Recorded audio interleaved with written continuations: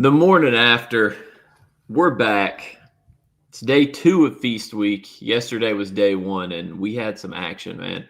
Players Era got off to a hot start. An upset in Maui. Had a lot, man. The Feast Week hectic activity is already here. We're back in the mornings, as always. I got the latte in hand. I'm sure Dion has his usual sugar-free Red Bull. Yep, at the ready. I don't even want to know how many he's got in his fridge, to be honest. Keep one at Um, a time. do you Keep just one get you don't bulk buy them? Nah, we keep one at a time. I guess you do get the big ones, don't you? That probably makes sense. Yeah, we keep one at a time. Yeah, I What's a feel that. is pickle I'm rib? not sure What what is that word?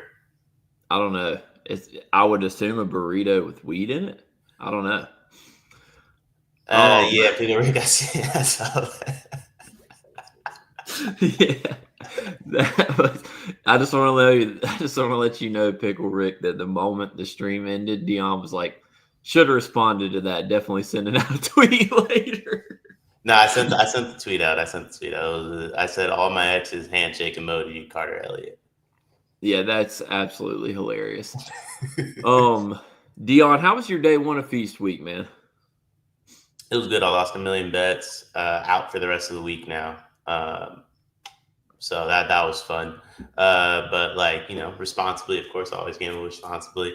Um, no, it was good. I mean, honestly, like the players era, oddly enough, can get kind of underwhelming at times. Like there's moments where it's like everything you think it should be, and then there's moments where it like kind of stinks. Um, like Tennessee Rutgers stunk, but like it was at an ass white cart was. I think Cart was dressed up like that to hold himself accountable from what I saw in the full episode. Which honestly, like I kind of like that. Like anytime you're like dead wrong, you gotta dress like it's your own funeral. But like Tennessee Rutgers kind of stunk. The late night games, I thought like what was the 9 p.m. game? UNLV Maryland or whatever. Like I Yeah, definitely that missed it. being the last game was great scheduling because then, well, for me, because East Coast, I didn't have to deal with it. Yeah. No, they did a great job scheduling the games. Like they did a phenomenal job scheduling the games. Like the moment you thought like the games you wanted to watch were at the right times, I'd say. Yeah, Um, Houston definitely has a problem, by the way. Like 100% has a problem. yeah, you were right about that. Yeah, like they have an issue. Houston has an issue.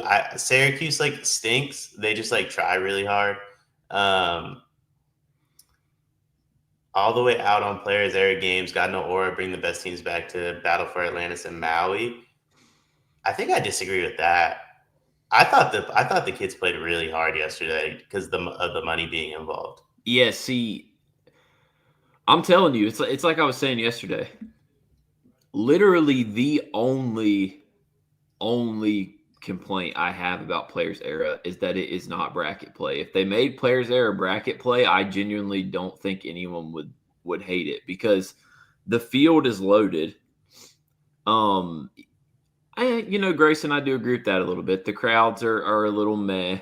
Um, but like the fields are, I don't know. I don't really think it's crazy. Like if they did make it bracket, I don't know. It is the structure, Tominator. That's kind of what I'm getting at. It's the structure of the tournament. It's not the teams. It's not the venues. It's not that.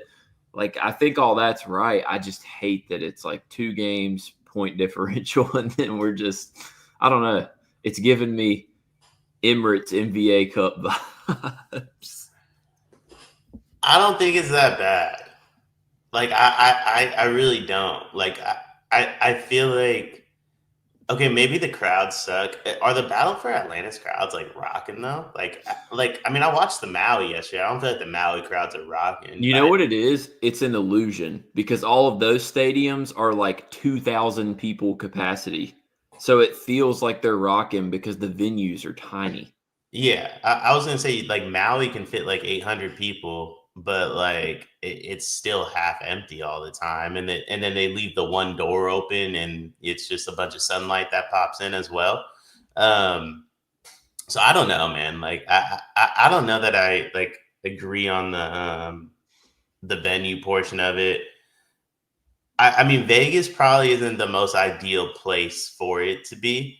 Um, but like, let's be honest, like part of the reason the players are making as much money as they're making is because Vegas is the one paying them. Yeah. So like, it kind of is what it is.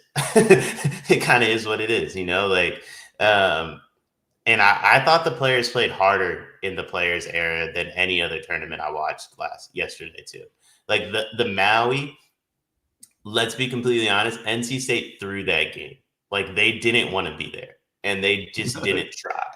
Like you can't say that about a single team that showed up to the players era because if nothing else, that seventh man on the roster is trying to make a little money. Yeah. So I don't know. Like I get it. It probably isn't the most ideal structure and setup, like you and Tominator said. The rumored structure of it for next year seems really cool, though. The 3 weekends, you start with 32, then 16, or I can't remember how Goodman broke it down, but he had a really good tweet breaking it down. That looks sick. Breaking it out into 3 weekends, kind of like making it like a tournament, like March Madness style. I think that would be dope. But I really don't have an issue with it. I just thought like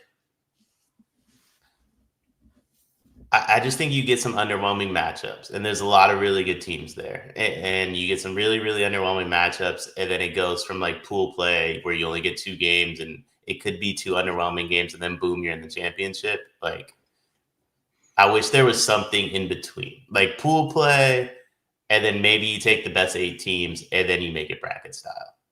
Yeah, and I will say, like, the field is so loaded.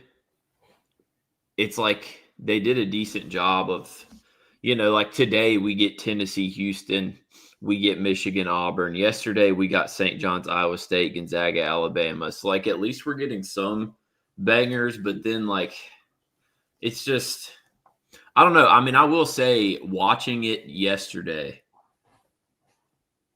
it felt a lot better than watching it last year. I'll say that. Last year it was a mess. Sure. I did not like it at all. Sure. But I also I have to given takeaways from yesterday, hand up accountability for thinking that San Diego State would put up a fight against Michigan. Brutal. Yeah. Pickle Rick JK is definitely a Duke fan. I think for sure. I think there's just something to be said about the nostalgia of Feast Week, the Maui vibes, the court, the best teams in the country, fans packing out a tiny arena. Yeah, I mean, like if it's straight nostalgia, like don't get me wrong, I agree. But I think, unfortunately, in like life, you have to like move past like what you're used to sometimes, and I kind of feel that way about like the Maui and the battle for Atlantis. I think it's better for like college basketball if there's one big tournament every single like non-con, and then there's some smaller ones like built in, right? Like how cool is it that USC, Seton Hall, NC State are getting their own like platform? They normally wouldn't get like if Maui was Maui, one of these players era teams shows up and just punks them for 3 straight days. You know what I mean? But now they get their own platform to kind of sell themselves. All the best teams go to the same venue and kind of get after it against each other, right? Like it's giving us better matchups. You go to the Battle for Atlantis and like I really don't think the issue is the Battle for Atlantis, like not getting the teams from the players era, but like why isn't West Virginia playing in that? Like why isn't like a Texas A&M playing in that? Why isn't Florida State playing in that? Like I feel like it doesn't have to be you get the top 5-10 teams in the country or you get like UNC Wilmington. Like there are other teams in these Power 5 conferences that could play in like the Battle for Atlantis. Yeah, that's the thing that's going to be interesting when the players era reformats next year. I feel like a lot of the big time programs will be in it, obviously. And no way we got a UNC Wilmington grad in here. hey, That's crazy. That's actually sick. That means most likely they're another North Carolina native because That, not many people go to UNCW. that's pretty cool. That's crazy though. Yeah, that is wild. Um, I just like I think when it does go to 32, it's going to have all the really good teams, really really big tournament, and I think that's when it's going to get interesting for Maui and Atlantis because I almost feel like it's going to become a all right, if you're a big dog, you go to Players Era. If you're a power conference team that isn't a big dog, you go to Maui. It's like, and I think that's kind of a cool concept, to be honest. I know people are going to say, well, yeah, but then like they don't get a chance like these smaller teams don't get a chance for these metric games against big teams. Like they can schedule them. It doesn't have to happen during feast week. If they want that, they can schedule them. But you don't need so like you leave the players there and they get what like two more games against like quad one or two teams, right? Like I don't think that's going to be like the biggest deal in the world. You know what I mean? Like especially if you're in that like you're Texas A&M, you're going to get to play all them dudes anyway. You're in the SEC. Like why not just go to Maui and realistically like if A&M, NC State, like I'm just going to throw a few more teams out there. West Virginia, Indiana, like all of them go to Maui. You're leaving there with a quad one game when it's all said and done, right? Like, I don't think the issue with Maui and the battle for Atlantis is who went to the players era. It's who didn't go to Maui that didn't go to the players era. Like, there's so many more teams that said, we're good. Purdue. What are like the Baja Mar? You couldn't go to Maui. You couldn't go to the Battle for Atlantis. You know what I mean? Like there's other teams that chose not to play in the Players era that also chose not to play in the Maui and the Battle for Atlantis. That I think affect the Maui and the Battle for Atlantis much more than the teams that chose. Like what is Duke doing? The Brotherhood. First off, Brotherhood run champs. Brotherhood run champs. But like, why didn't Duke and North Carolina go to Maui? I mean, I guess North Carolina probably didn't go because of last year's disaster.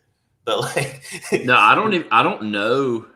I could be wrong about this, but I can't tell you. Besides Chaminade, if you like, I don't think anyone goes back to back years. But like, why? I don't know. I don't know if it's like they want the tournament. They want the tournament to like be new every year, maybe. I don't know, but I swear, like it's like people wait 3-4 years before they go back to Maui. But I like Duke and Kentucky not being in any Feast Week tournament is crazy.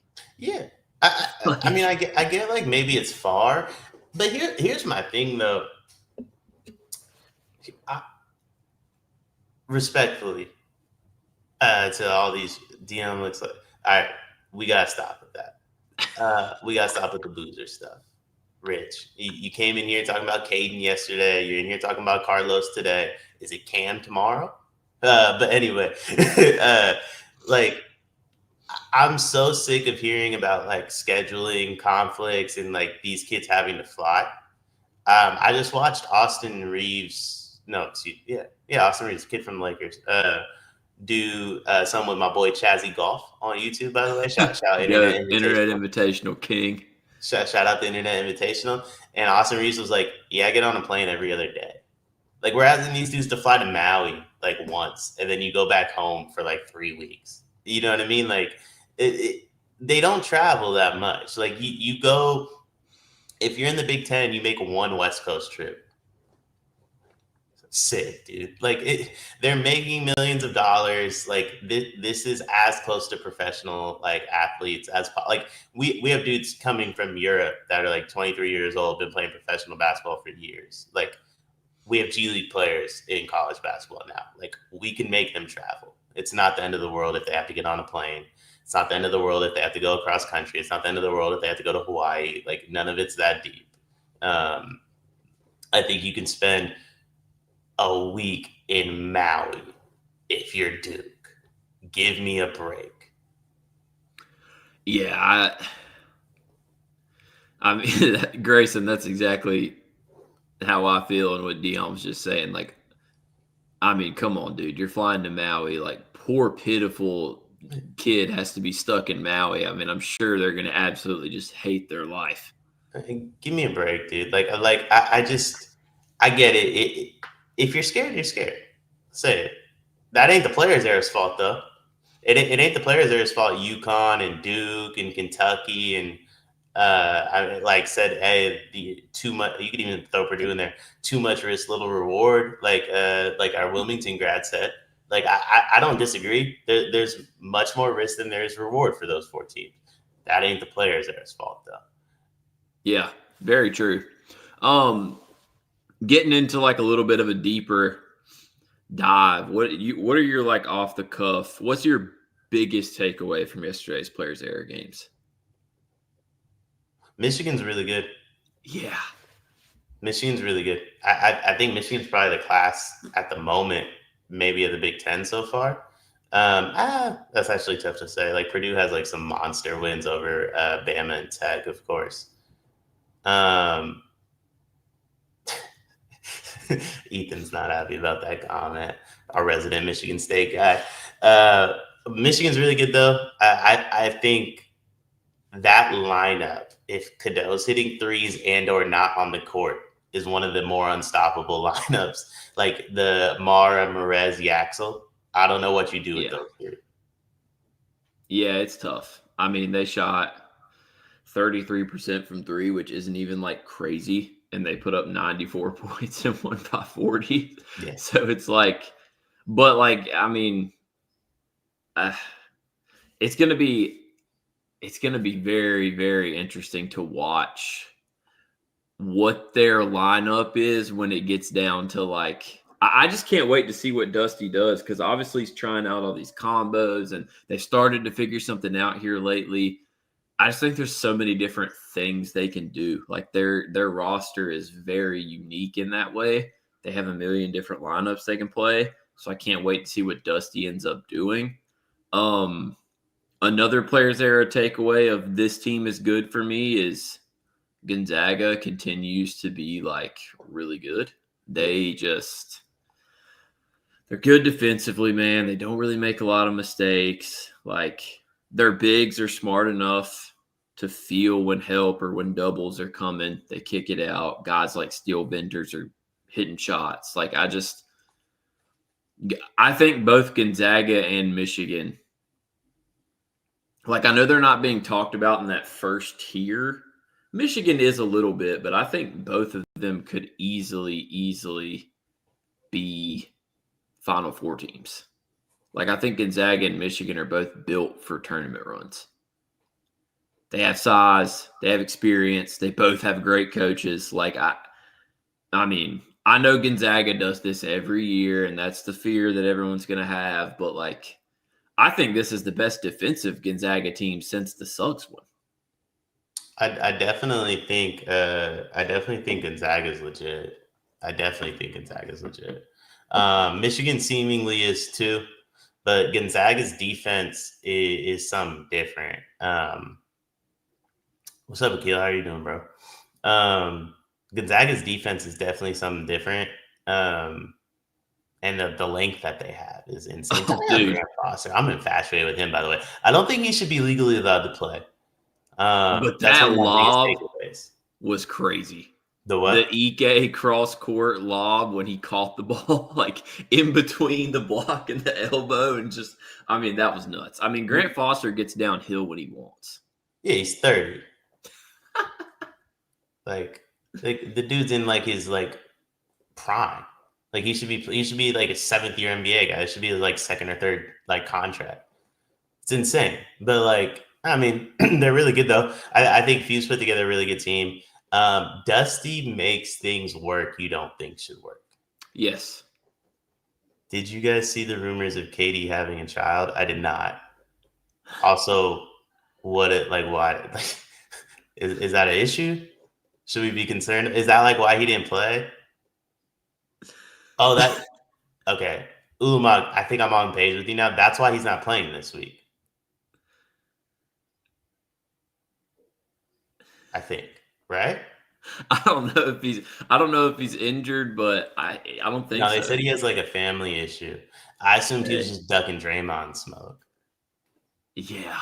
He hates playing in Chase Center. This isn't this college basketball show, but like that's exactly the tough look for McKay. Tough look for McKay Adams on Fridays because like I felt like they had a lot of chemistry. Katie's having a child. It's tough. But salute to Katie if that's true. Hopefully his kid winds up being like an insane basketball player too. Concern level for NC State, none. They pulled up to Maui and just decided not to perform, and they said like we don't actually want to be here. Dion, are you a Niners fan? Yeah, I'm a Niners fan, bro. Hell Might yeah. get Pierce from Princeton. I don't know. Who is that dude good? Do you know who that is? I think that's the kid that entered the portal this year, but is graduating from Princeton and not actually hitting the portal till like next cycle. Caden Pierce. Got it. So it's a very interesting. Hey man, Gotta we be able to. did a video on him about a month ago. If you want to go get your research done, Who did a video on him? Sleepers. Okay, I wasn't on it, right? No, I think it's just I think it was Greg and Cart. Which That'll Greg be and Cart talking about a Princeton guy in the portal is peak cinema. yeah. Brock Purdy and Bryce Young pulled out the double Spider-Man. Yeah, they both stunk. They both were terrible. Somehow the Niners are 8-4. Yeah, I mean, I'm out on like Ivy League dudes. I want to get ahead of that. Like out on Ivy League. Xavier Lee ruined, bittered the taste. He went to Princeton too, right? Yeah. Yeah, stinks. Like you got all these like Florida Purdue dudes on like one Princeton team. I don't remember them making the tournament personally. Yeah, that's I feel like the problem when you go from like Ivy, the only one I can remember, like Danny Wolf was obviously a dog, but Danny Wolf is also 7 foot and like a point guard. So I mean, You wanted Duker in on this kid too? Hold on, let me do a quick Google search. I mean, it's just I don't know. I think Xavier Lee's biggest issue is just like he's just got such a light frame and he's just struggling with that because like they've played a pretty tough schedule. Like Mingo to UNC. Unfortunately, I'm hoping that Penn State rumor, not even like because I want him to go to UNC, but just we don't need Dylan Mingo going to Penn State, man. Like just not a vibe. The Dylan Mingo to Penn State rumors. I mean, last week, like why not? Why can't he go to Penn State? I mean, he can. I'm gonna be honest. I'm a big anti like. Oh my god, that is insane! When they made the whole account and everything, that's crazy. We got to be stopped. But listen, man, I am a very big anti like big time recruit go to small school thing. I'd rather them go to a really good like call me selfish, but like when Ben Simmons goes to LSU, I'm not rocking with that because they missed the tournament. Like it's that type of thing. I hate it. Go to a good school. Yeah, I get. Yeah, I feel like it's a Dion level take for me. Like go to a big program. Honestly, with the dudes that like are one and done and just there for money, I could care less where they go.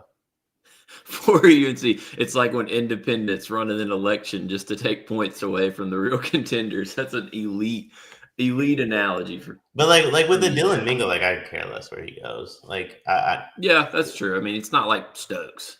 Yeah, like I don't think Dylan Mingo's having like a crazy big impact on any roster. I just seen that Big Rick. I got it pulled up right now. I don't think Dylan Mingo's making a super big impact on any team. Like, I don't think he's Caleb Wilson. Like, I think he's more Ian Jackson. So it's like, just go wherever and then like leave after a year and go be like the 22nd pick and, respectfully probably flame out after like 5 or 6 years. But like, I think it's different. Like if Cam Boozer went to Penn State, but if Caden went to Penn State, I don't think anybody cares. That's true. I know we got to be tight on the time because you've got a million recaps to do. Yeah. So with the last 5 minutes, definitely want to say 2 huge games Well, the two biggest games of the day: Tennessee, Houston, Michigan, Auburn. What are your thoughts on those two games? I like Michigan by a bunch in that Auburn game. Tahad was special yesterday. He finally was back. He finally was back, and we got the Tahad performance we were looking for. I don't think we get it twice. Honestly, Grayson, I'm pretty out today. Yeah. I also like Michigan because I think, for starters, Auburn looked good in that Houston game. Houston might not be what we thought. They got some problems right now. Don't say we. Don't say we. I mean, to start the year. Again, don't say we. Don't say we. Not I've been telling folks. Houston got issues. I need to see the clips. The moment I seen them secret scrimmages and they're like, well, we don't know who played. Don't matter to me. Like, you out there getting smoked by whoever the hell they played against. I'm good off Houston. Milos, by the way, I texted this in a group chat with you, Riley, Cart, and G. The audacity of that dude to go through the NBA draft process. Crazy. Like, the absolute audacity to have an agent be like, go to the combine. Like, and to book a flight to Chicago for this stuff. Absolutely insane. Unpack your bags, Milos. Like, you can be a grad assistant next year because you will not be playing in the NBA. Which is crazy because, like, he had a good box score game yesterday, and that's still the take. That shows you everything you need to know. They were better when he wasn't on the court. That's the thing. Like, that's a big deal to me. Is stuff like that. Like, I'm not saying the box score doesn't matter. I think he threw up like 20-some points. But there was a stretch in the first half where he came off the court, and I want to say they went on a 7-0 run. And then in the second half, he came off the court, they went on an 11-0 run. And I think he came back in with like 5 minutes left, up by 9. And then they went to OT with Syracuse. Yeah, so the biggest issue and concern for me is that if you look at the typical senior lead guard for Houston that they have, what is it? It's like this crazy, scrappy, good defender, tough Jamal Shed, LJ Cryer. They had the years with like Rob Gray. That is not what Milos is at all. No, well, he's not good. Well, I know. I'm just saying, like, it's not even the type of point guard that Kelvin Sampson usually has in that senior role. It's usually some sort of, like, if you go back and look at Cryer last year and Shed, like, they're just dogs. I don't think Milos is a dog. I think he's just a offensive guy that wants to shoot. I don't even think he's that good on offense, to be honest with you. I'm not saying he's good, but he likes to shoot. He definitely likes to shoot. Yeah. No, he definitely likes watching himself shoot the basketball. No doubt about that. I don't know, man. Like, just not an NBA dude. Not an NBA dude. Like, also, brutal Tugler game yesterday. Unfortunately, he's another one. Yeah, another one. Like, I mean, what are we talking about, dude? Like, I don't know that he understands what sport he's playing sometimes. Like, he was just throwing elbows. Give UNC half a chance at Kentucky, given Mark Pope is in his emo era. I like UNC in that game, actually. It's going to be interesting if JQ is back and, like, gets to play a game before that game. When's the game? Is that like December 6th, right? It's our next game, like, after this whole Feast Week stuff. So I think it's like next weekend, maybe, or maybe the weekend after. I mean, if they're taking 2 weeks off, that's crazy. Let me tell you. Yeah, it's December 2nd, so like it's literally next week. Next Tuesday. I don't think JQ's playing in that game. No, he just started 3-on-3 stuff. I think was like the rumor yesterday. Also, I saw Rick. I think Tennessee might get Houston today. I agree because I think Houston and Tennessee are very similar. Like Rick Barnes and Kelvin Sampson have very similar philosophies and like the be physical and punk you thing. Yeah. You can't punk Tennessee, and they're going to have the two of the 3 or 4 best offensive players in the game. Like, I wouldn't be shocked if Tennessee beats Houston at all. Would you? No. Nate Amen's everything Chris Sinak wants to be. Jacoby Gillespie is everything Milo Suzanne thinks he is. And they're going to need a Fleming's masterclass if they want to win. I do love Kingston Flemings, man. Yeah. I do love Kingston Flemings. Like I don't see how anyone can watch Kingston Flemings hoop and not fall in love with his game. I love Kingston Fleming. Yeah, that's why I said 3 because I think like if you want to argue Kingston Flemings can be as good as those guys offensively, I'm fine with it. I mean, Milos wanted to play in the NBA. Like I'm not trying to be disrespectful, but like you watch him play in that game, that's his best performance of the season. And then you just watch the moments Kingston Fleming's had. It's like, yeah, that dude's playing in the league. And he's like 5 years younger. Yeah, like that dude's playing in the league. You know what I mean? Like, you can just see it. Like the way some of these dudes move, like just like the way they run. I can watch somebody run up and down the court without the basketball and tell you like if they'll play in the league or not. Grayson said, "What previews and recaps are you on today, so we know which ones to tune into?" I think I'm on every player's era recap. Yeah, I'm pretty sure you are. Like, actually, if you go on the sign-up sheet, it's Dion. Today's my last day on the channel, besides the morning after tomorrow, I want to say. And then I might do some recaps with G and Cart Friday. I know we discussed that on the morning after last Friday. But I didn't sign up for anything else this week because of Thanksgiving, Grayson. So I did all the previews for yesterday. I'm doing all the recaps for today. Love that. Dion, we are officially at the 31.5-minute mark. Do you have any closing or concluding comments or anything you'd like to say about today's slate before we close on out of here? I have nothing to say. Birthday's on Sunday.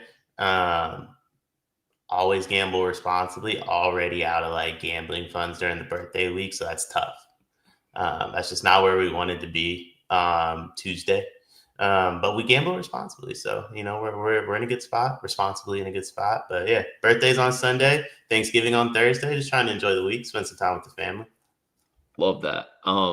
Just so y'all know, I mean, this should be common sense knowledge, but I'm going to let everyone know just in case it isn't.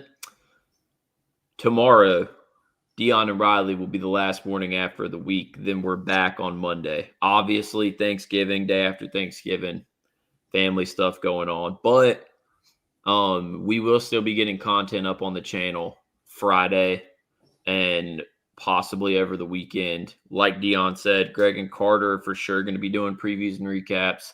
He might hop on with some of those. So don't worry. You're not going to be going for a full Thursday through Sunday period and no sleepers content. We'll still be dropping some content out there. And yeah, tomorrow I'm sure they'll talk about some players era, some Maui, some Thanksgiving foods. Would love to hear Riley's Thanksgiving food takes, by the way. So I'm definitely going to be tapped in. Can I a quick little PSA on Thanksgiving? If your family can't cook, let's probably leave the plates off the Twitter timeline this year. Don't post them. I've been asking for decades. I think this is the year we finally get it. Big 2025. And I mean this respectfully. Like, not everybody's parents can cook. So, like, let's just leave it off the timeline, man. Very true. You can usually tell by the plate. If they don't have it on the styrofoam tray, it's not hitting right. NFL or CBB on Thanksgiving? CBB has a better slate. NFL has the nostalgia. Think of it like I'm not trying to joke, but think like Battle for Atlantis versus players era type of deal. But I do think college basketball has the better slate, though. But how can you not watch Packers Lions at 9:30? The answer is NFL on the TV and on your phone or laptop. You have UNC, Michigan State, Duke, Arkansas. You have those games pulled up. You watch both at the same time. You get UNC, Michigan State. Is that like in a tournament or just like a game? I mean, they're going to call it a tournament, but it's the Fort Myers tip-off thing. So it's not really a tournament, but okay. Fort Myers tip-off champs? Yeah, Fort Myers. Hey, I'm hanging the banner if that happens. Fort Myers tip-off champs. They can join Duke Brotherhood 2025 run champs. All right, that's enough from me and Dion. He'll be back tomorrow with Riley. Hope everyone has a great feast week, day 2. And since I won't be here, happy Thanksgiving to everyone. Hope you guys get full stomachs, elite plates, good time with family. I'll see you guys next Monday.